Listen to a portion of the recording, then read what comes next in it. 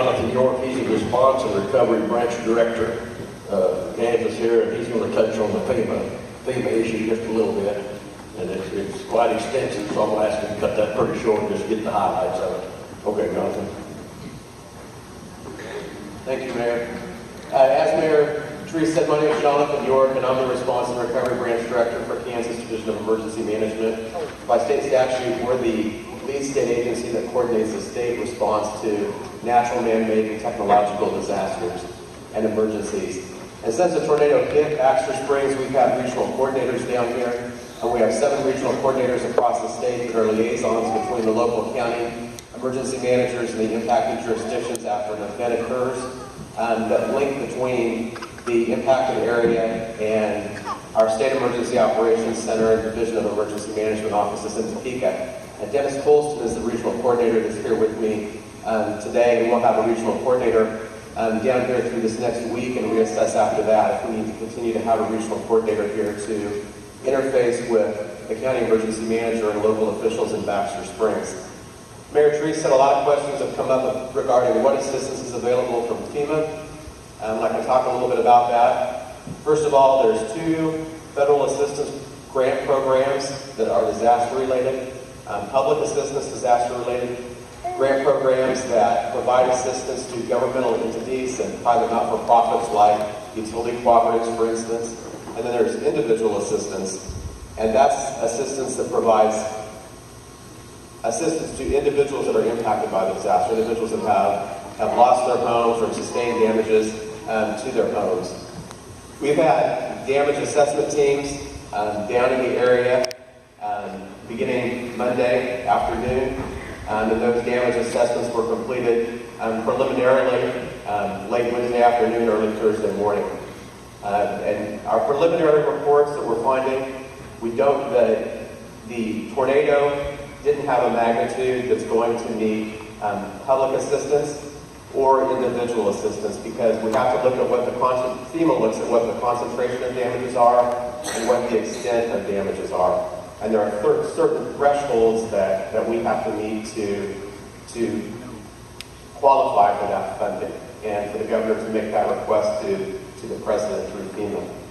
There is, however, another option that we feel is very plausible, and that is a Small Business Administration disaster declaration, and that would provide long-term, low-interest loans to homeowners, renters, and business owners impacted by the storm.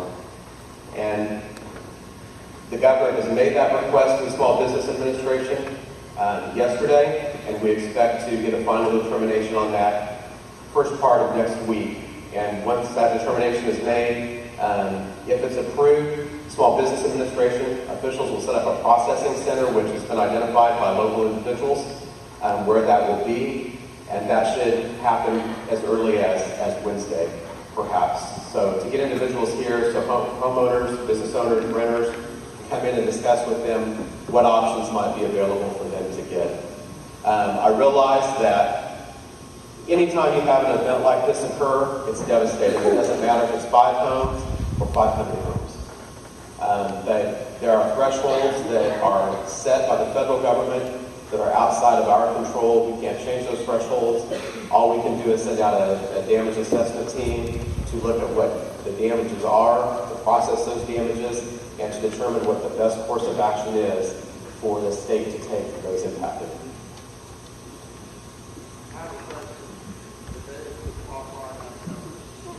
You cannot include Quapaw, and the reason you cannot include Quapaw is because the state has to stand by itself. A state cannot go in with another state or another jurisdiction in another state.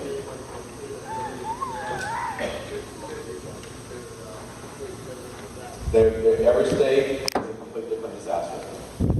If we were able to include those jurisdictions, that would always be something that certainly would be mutually beneficial to both states or multiple states, but unfortunately we're not able to.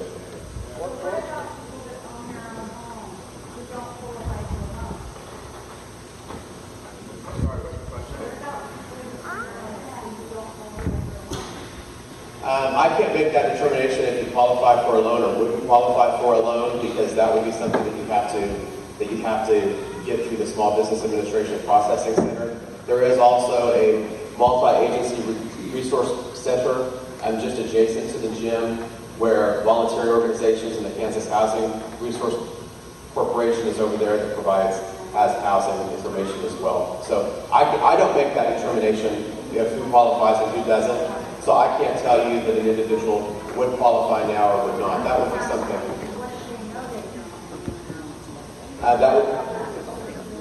Those other resources are available in the mark. People who don't have insurance, it has to be $4.5 million worth of their damage on their houses and equipment before they get any help from FEMA. And they've talking about like Qualcomm, you can combine Qualcomm and Baxter together, you're not going to get $400. Yeah, we can't combine the two together. I'm just saying that for example. Even if you did combine, you're not going to be $400. Right, individual assistance through FEMA doesn't have a specific threshold. They just look at what the overall concentration of damages are. You can go back and look at what has historically been approved in the past, and historically you have to have. People without insurance have to be $4.5 million. Right, and anything that is factored into that, whether it's FEMA, individual assistance, or a small business administration disaster declaration, takes into account any insurance.